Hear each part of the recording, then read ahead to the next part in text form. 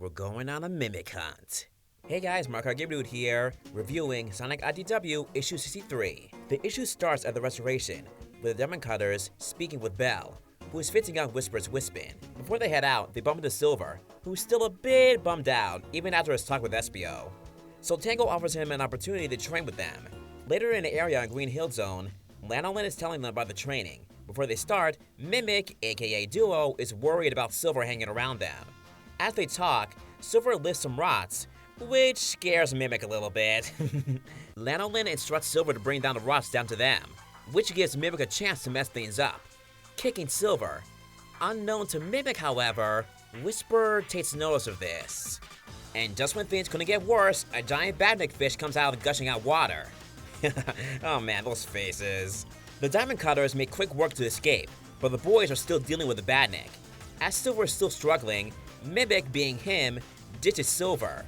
He has experience with that. And his eyes change back to his normal self. Silver does manage to get out and yells at Duo for leaving him behind. Duo, of course, is playing innocent, saying he was just getting help. Silver doesn't buy it, but Lanolin stands up for Duo and says for Silver to do better after this incident. Later that night, Silver is alone, and Whisper comes up to him. Man, these faces! Silver's thinking about how something is off about Duo. Whisper then tells him that she saw Duo kick Silver. And then, when Silver says he saw his eyes change, Whisper puts her mask on and says, they're going hunting. And that's where that story ends, for now. Back in the other story, we see Blaze and Sonic in Spangonia. Sonic Unleashed. Oh, hi, Ghost.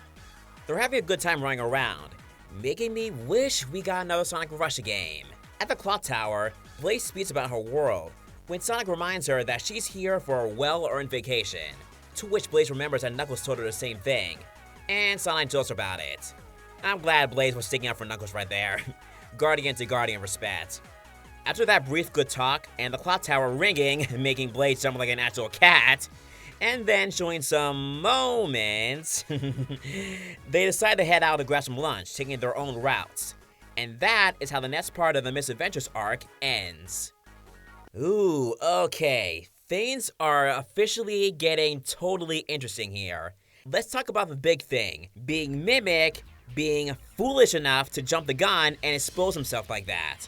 Of course, we knew by the solicitations that Silver would be onto him. But we had no idea that Whisper would catch on to this too. It was implied by the solicitations that it was just Silver and that no one would believe him. Plus, it's confirmed that Duo is still going to be around in later issues when Surge and Kid are scheduled to return. So, why is he still around? Then again though, a friend did point out that this issue solicitation said that Silver would be so starstruck over Whisper being all fanboy that he'd interrupt the training. But that didn't happen at all. So that was playing us. But the big thing that has everyone's head scratching is what is gonna happen now?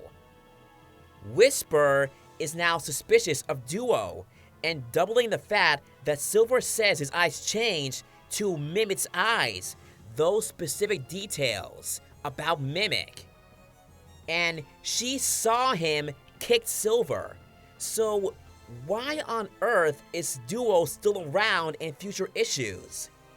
I highly doubt he's gonna make a good enough trick to fool her, especially since she saw the kick and heard about his eyes changing to the one specific thing about Mimic. She's definitely not gonna just drop it and just think that she was wrong. Here's my take that others have also said. I believe that maybe if they couldn't prove that Duo was Mimic, Whisper decides to keep a close eye on him to figure out why Mimic is here in disguise.